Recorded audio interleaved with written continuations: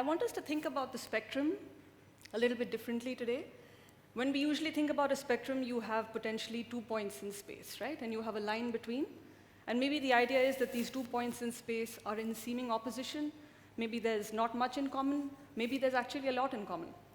So what we're going to do is, over the next 15 minutes or so, walk this line, walk the spectrum through my work, and we're going to discuss 2 frames, one at this end, one at the other end. But before we do that, first I'll check that I have the right. Yes. OK, so a little bit of background. I'm an artist, but I'm also an amateur astronomer. And the same year that I joined the College of Art in Delhi to study painting, and I wasn't much older than many of you, I also joined this amazing group, which is called the AAAD, or the Amateur Astronomers Association at the Nehru Planetarium in Delhi, also called the Bohemians. And essentially, this was a group of people that came from all kinds of backgrounds, all age groups, some of whom had a background in maths and physics, some didn't. Some were photography students, some were documentary filmmakers. The only thing that drew us all together was a shared love of the night sky. So what I want to talk about is that this is just something I did on a Sunday at 2 o'clock in the afternoon on the roof of the planetarium. It wasn't something I considered part of my work until a very specific event. The light is really bad, but anyway. So what you're looking at is the setup waiting for a total solar eclipse. The date is July 22nd, 2009. And this is a very special day. So for those of you, many of you probably already know this, a total solar eclipse occurs when the Earth, the Moon, and the Sun are in perfect position, right? That means that the disk of the Moon completely occludes the Sun. And usually this moment, which is called totality, is about 20 seconds, maybe 60 seconds. But this eclipse on July 22nd, 2009, was almost 6 minutes of totality. 6 minutes, right? So this means it was very, very special. So amateur astronomers, eclipse chasers, professional astronomers from all over the world came to India, specifically in and around Patna, Taregana, to the path of the eclipse. So this is me. Well, this is not me. But I was here on the roof of the planetarium with a group of amateur astronomers. Everybody's got their tech. Everything is set up. And it's an early morning eclipse, like 5 to 6 in the morning, like 5:55 a.m. But as you may or may not be able to tell, clouds are rolling in, right? And this tends to happen. Anyway, the eclipse begins, and there's nothing. It's raining, it's fully clouded, we can't see anything at all. But the atmosphere on that roof was electric. People were crying, people were laughing, because there's no middle ground, right? Because there's something very special about a total solar eclipse.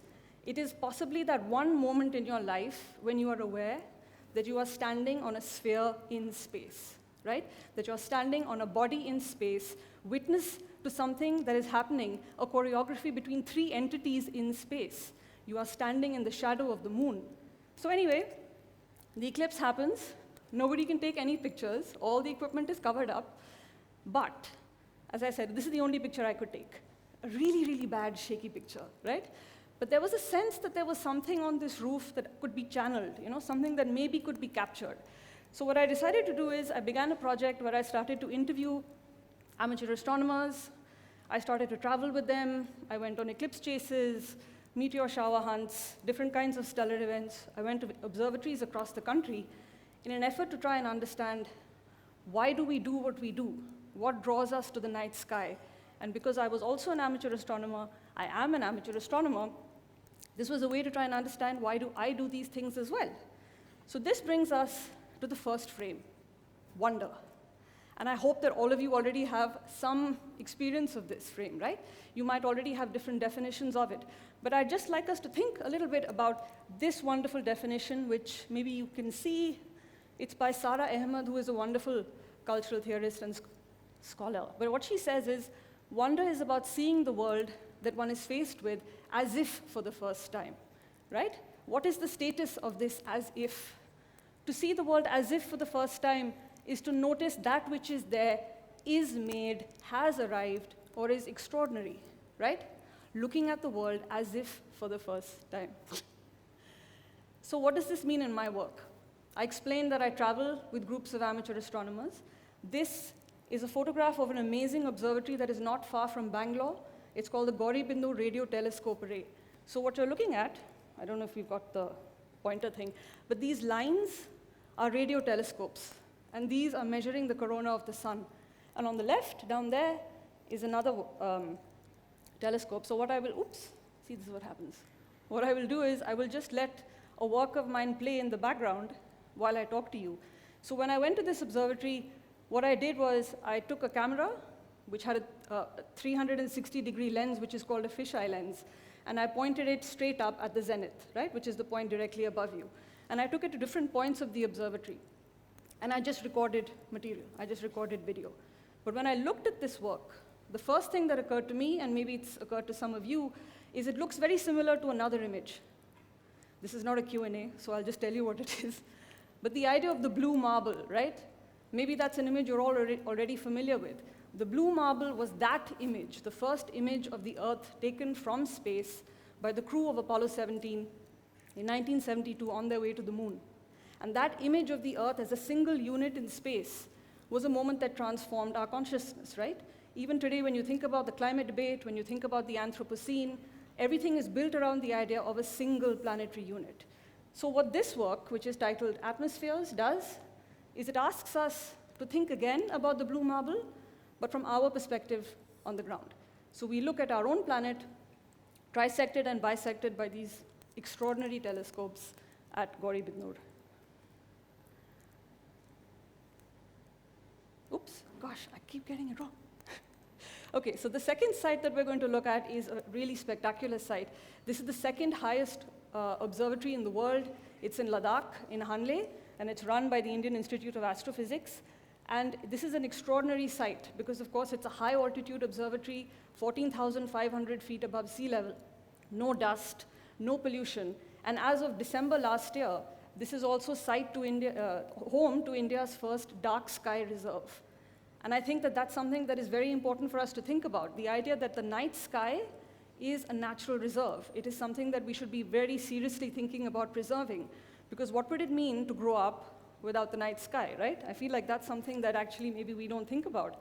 So what is the work? The work is a huge drawing, which is 25 feet by 25 feet.